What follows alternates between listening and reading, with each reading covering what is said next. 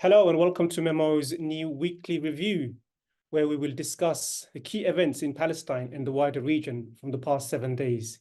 My name is Nasim Ahmed, and joining me to unpack the events of the past week is Mouin Rabbani.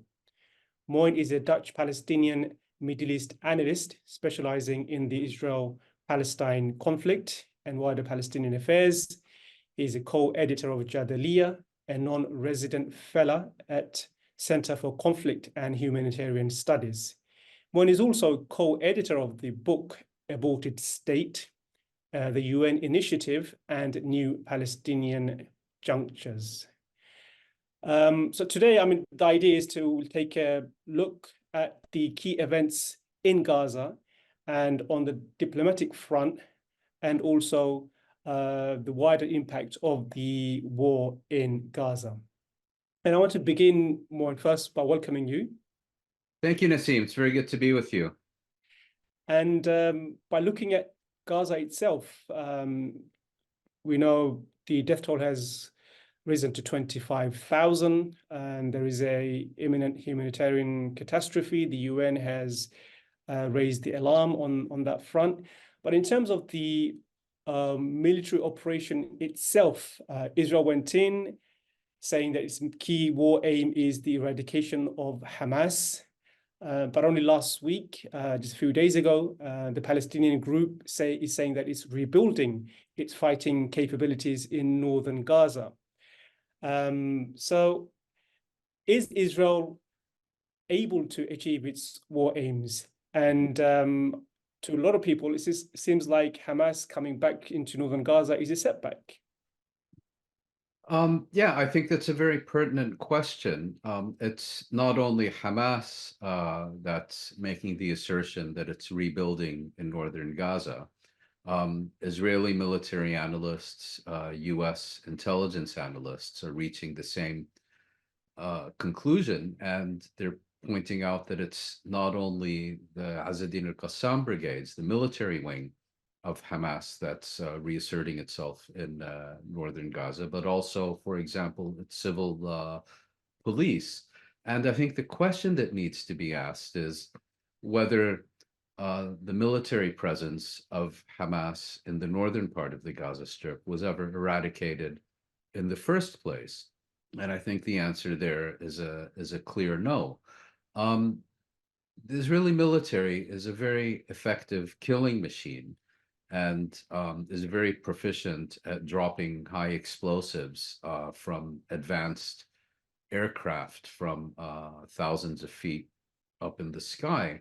But when it comes to the actual conduct of ground operations, of seizing and controlling territory, it's not, it's a fairly mediocre outfit. We saw this already in 2006 in southern Lebanon.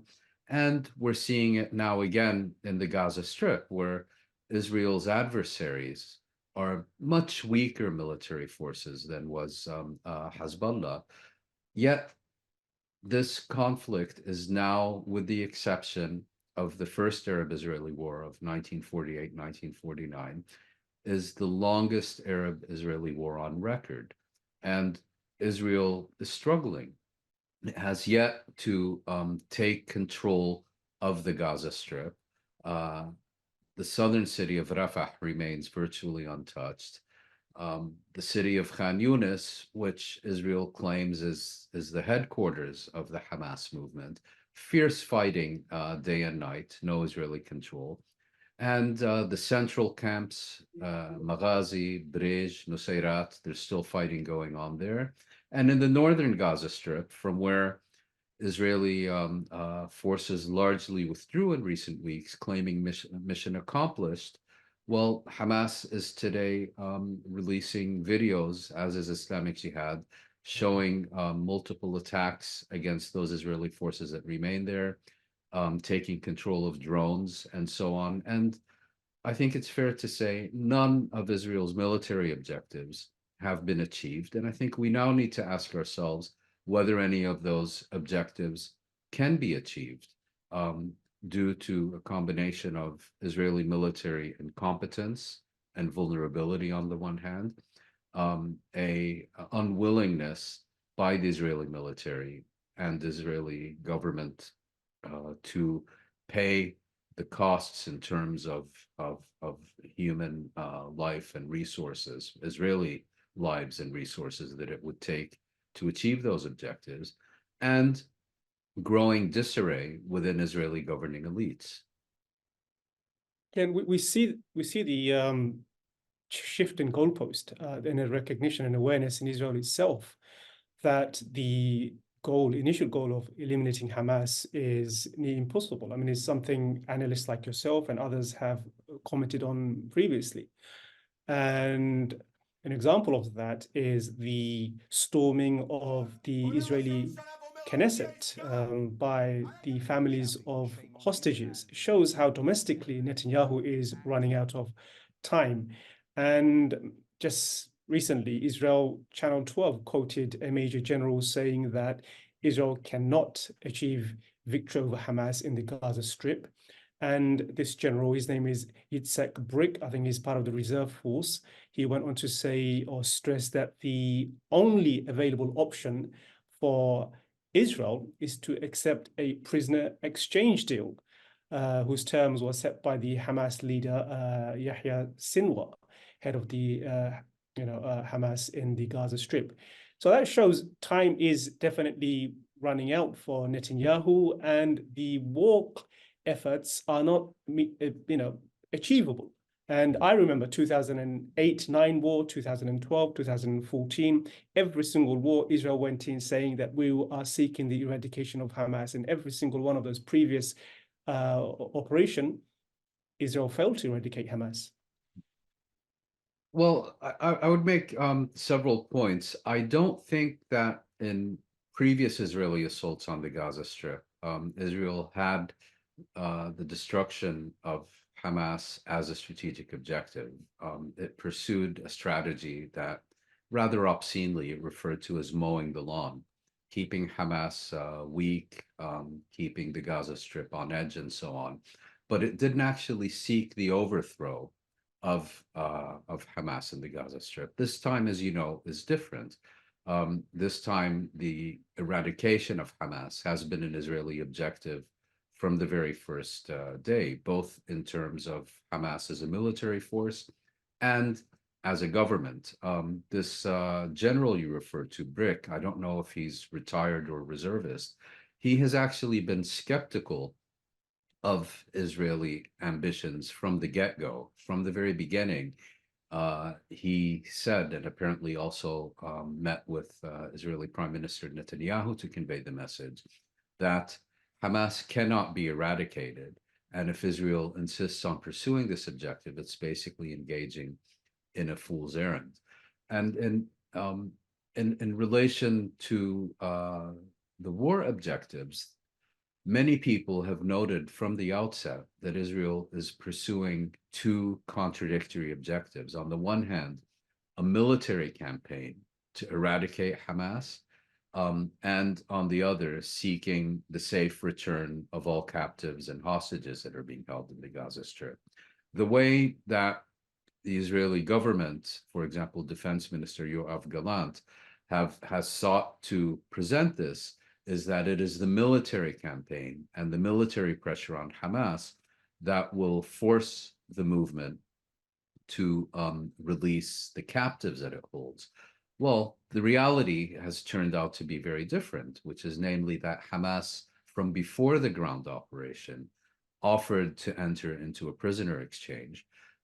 Israel was not interested in a prisoner exchange and therefore launched a ground operation. And then the only time that it was actually able to achieve the retrieval of live captives was during the temporary ceasefire that was achieved during the last week of November. And I think here we also need to look at it in broader perspective, which is that releasing the captives was very much a secondary Israeli objective.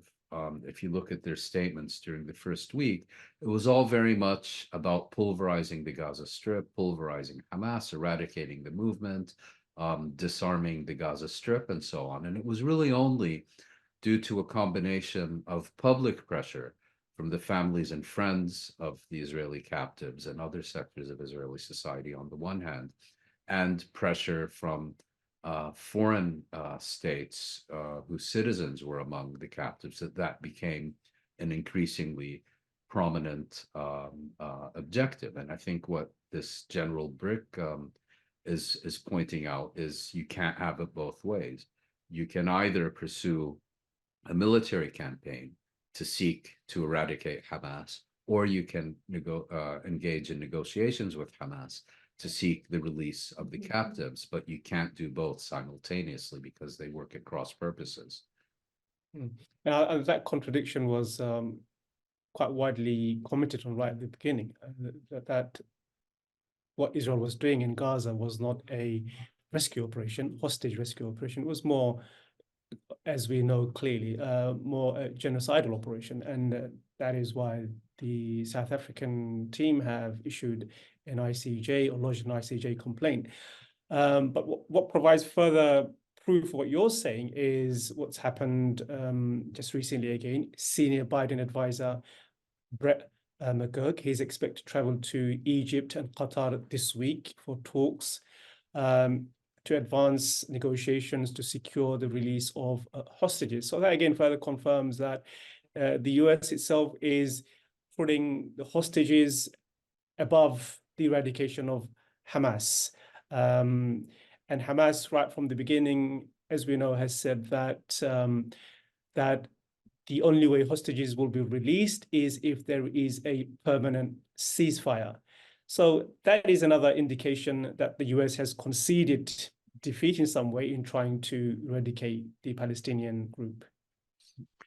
Well, Hamas's position has actually been that they will not engage in any discussions or negotiations about an additional exchange of captives until there is a permanent ceasefire.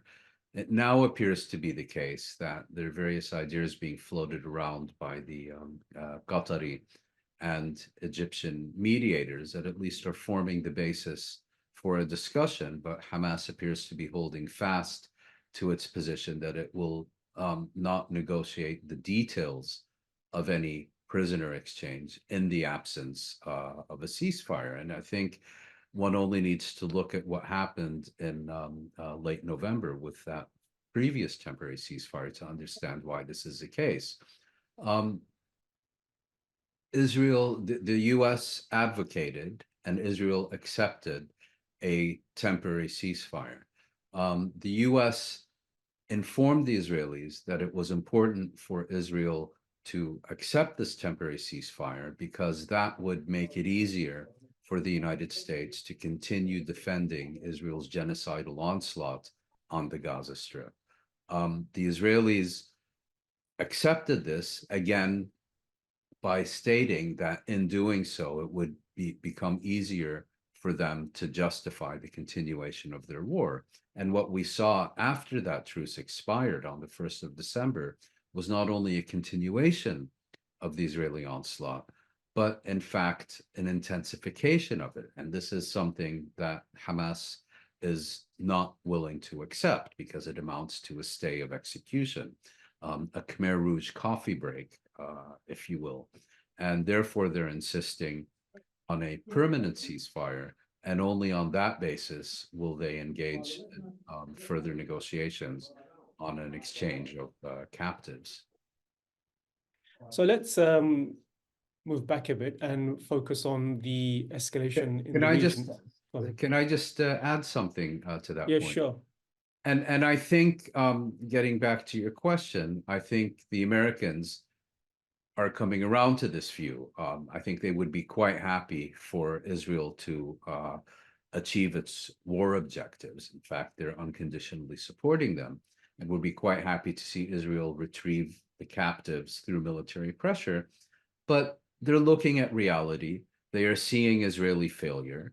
And given that Israeli failure, which the US also believes reflects poorly on Washington's regional and geopolitical position, they appear to now be engaging seriously and looking at other formulas involving a cessation of hostilities in order to engage in further releases of captives. And in fact, some Israeli analysts have also indicated that there's a growing realization within senior ranks of the Israeli leadership that this war has failed, and not only has it failed, but will be unable to achieve its objectives, and that renewed negotiations for an exchange of captives will be the face-saving formula that will allow Israel to wind down its operations. Let's wait and see what senior US official is able to do with regards to the hostage issue next week. I'm sure we'll return to this topic again. And now turn our attention to the region itself. We've seen escalation of the conflict in the Red Sea. Biden, of course, pledged right at the beginning he does not wish to see the conflict escalate in the way it has. But Washington, according to latest reports, is drawing up plans for sustained military action against the Houthis, the Yemeni group. So are we seeing the US entangling itself in yet another open-ended Middle Eastern conflict without a clear exit strategy? Without a clear exit strategy, because as we know, bombing the Houthis has not worked. Saudis have tried for many, many years and it failed. And we don't really know what the aim of this operation is. So are we seeing the US entangling itself in yet another open-ended conflict? That may very well prove to be the case. As you pointed out, Yemen has been subject to an 8-year war by a Saudi-led coalition. And some people are suggesting, well, the Saudis aren't very sophisticated, leave it to the Americans and the Brits. They'll be able to handle the Ansar Allah. Well, first of all, the Saudis have been flying advanced US fighter jets using advanced US weaponry by way of highly trained and competent Saudi pilots, hitting targets that have, in many cases, been identified for them by US intelligence. And 8 years after the war began, Ansar Allah, the Houthis, have emerged not weakened, but strengthened. And so on that basis, particularly given that unlike Saudi Arabia or the United Arab Emirates, there's no indication that the US or the UK are prepared to commit ground forces to Yemen. I see no reason to accept the premise that the US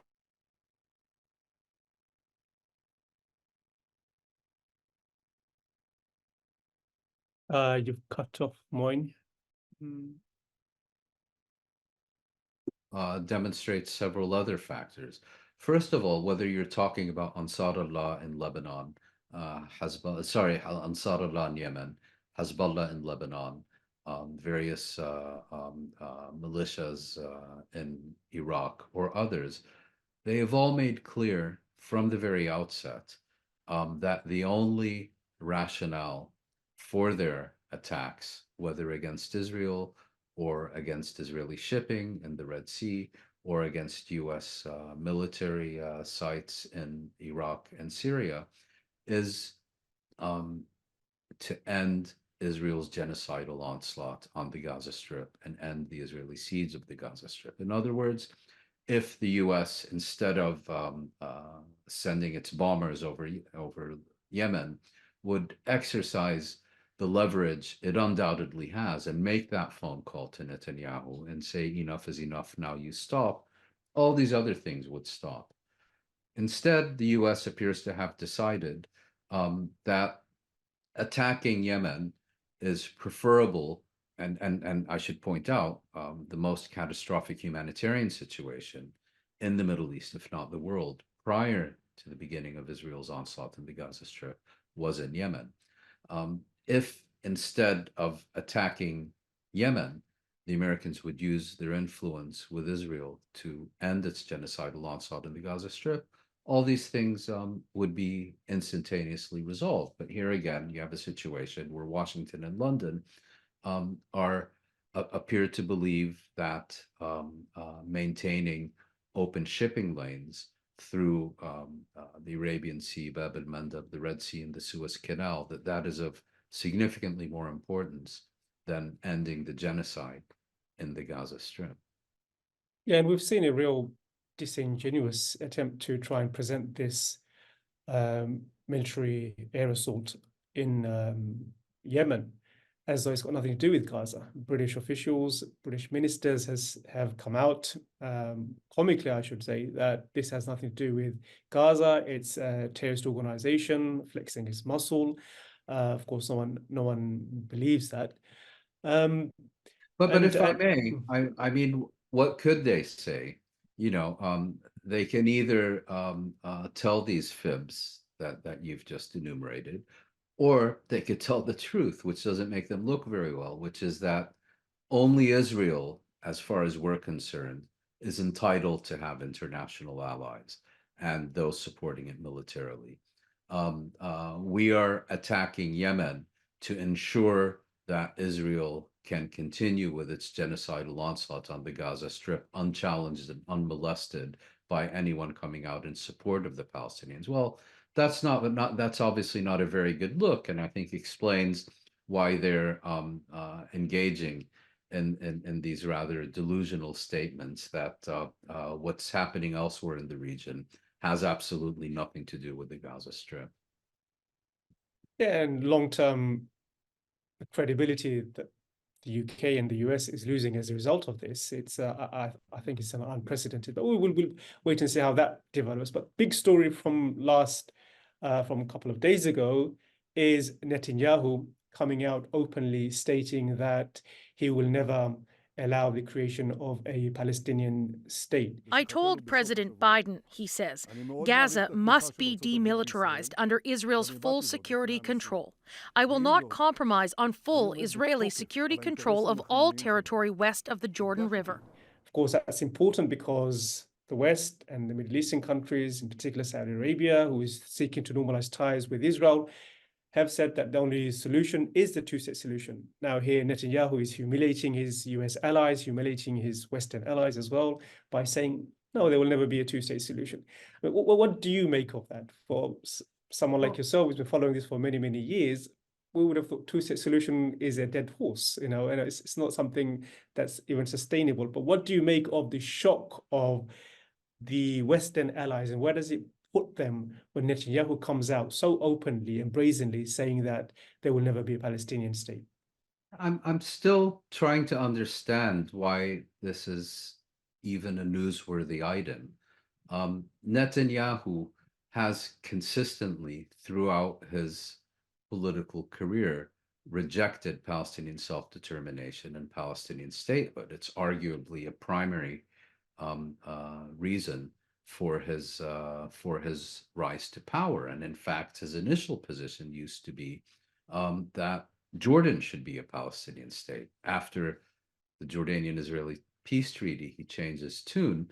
But he has never come out in support of Palestinian statehood, and he has consistently opposed it. I mean, with one exception, when under pressure from the Obama administration, he made a statement only in English, not in Hebrew, which could be interpreted as him conditionally endorsing a Palestinian entity under certain conditions. But so anyone who knows anything about Netanyahu should have expected exactly what he said. Now, regarding the question of why he sticks his thumb in Biden's eye, in the EU's eye, and so on, the simple answer is because he knows that he can.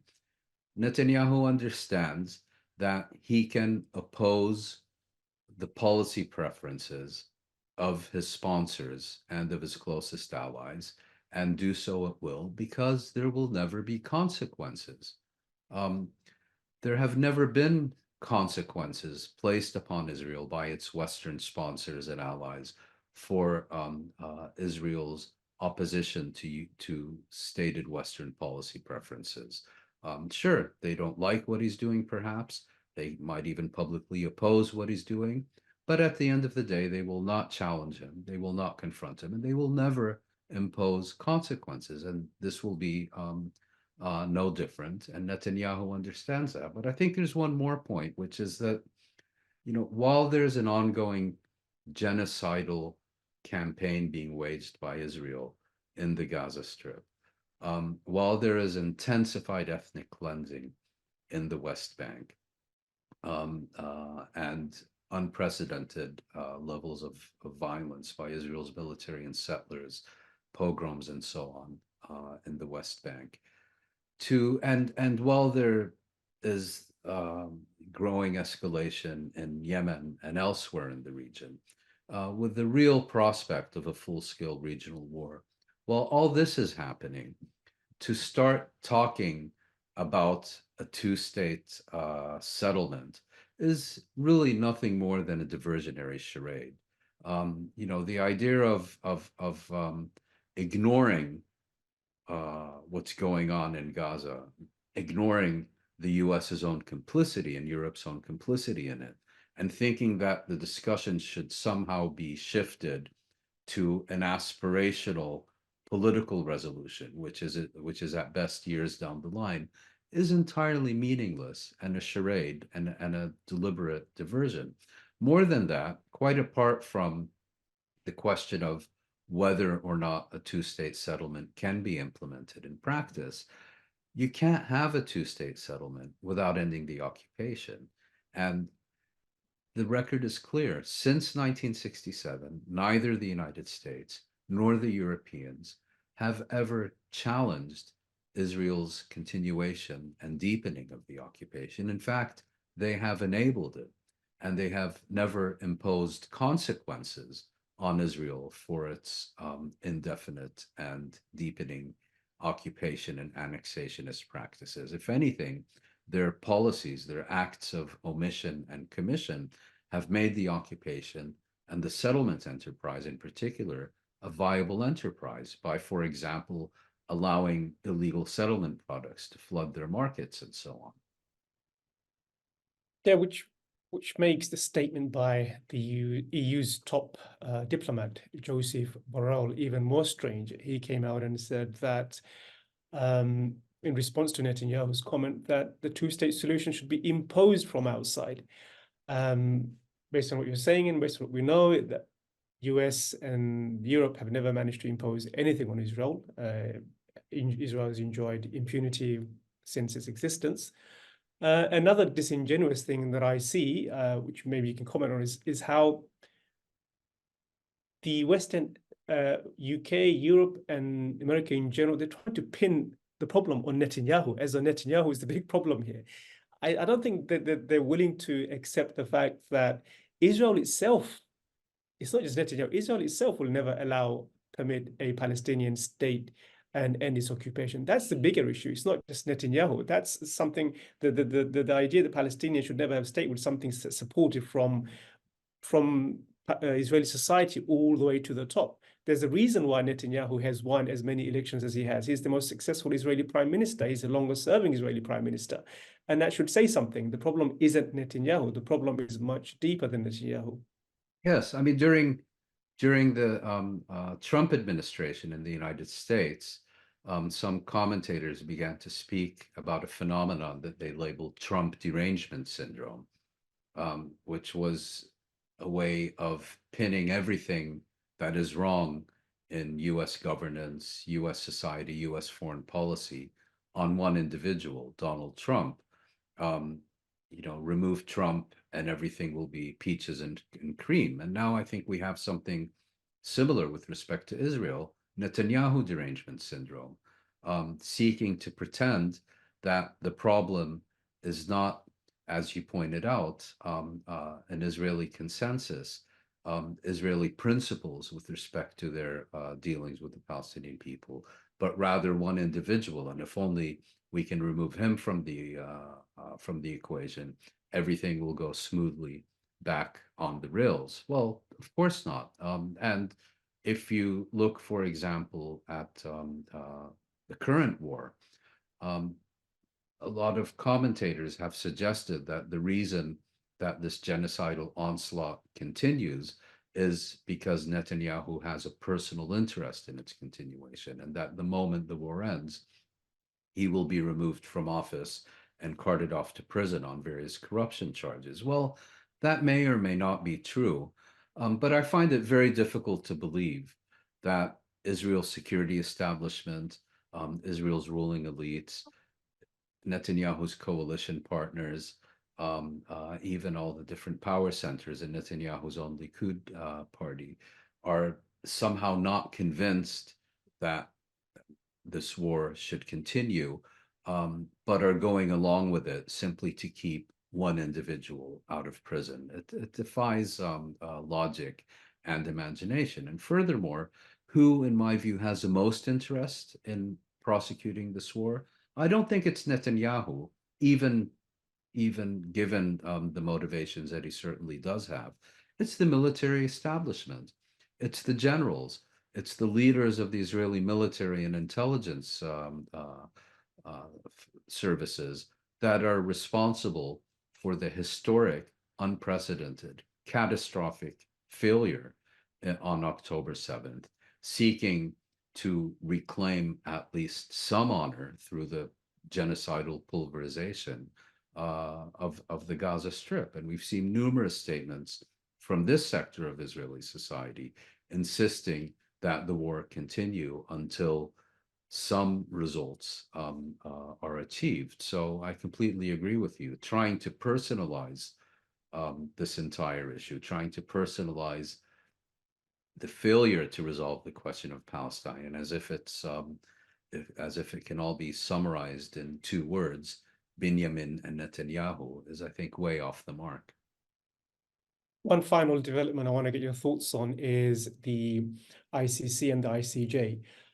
2 days ago, the government of Mexico and Chile filed a joint request to the prosecutor of the ICC, Karim Khan, against Israeli war crimes. And in the UK, the Met Police have issued a statement calling on people to come forward with evidence of Israeli war crimes and crimes against humanity in Gaza and Palestine in general.